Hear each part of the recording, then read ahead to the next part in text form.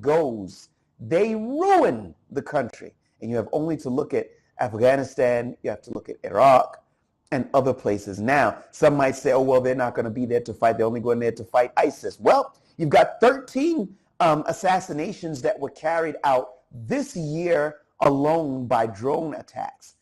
That was 13 assassinations in 12 separate attacks here in Syria.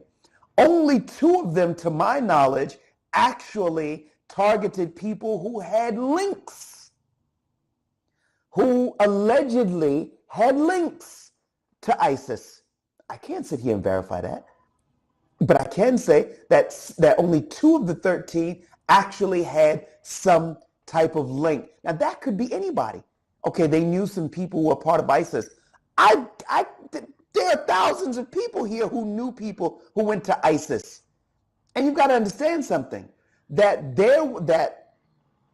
it wasn't only foreigners that went to ISIS. So many Syrians that were a part of it also.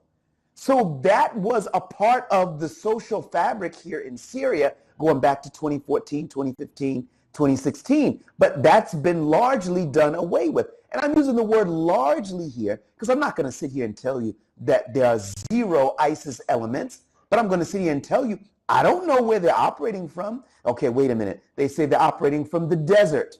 Okay.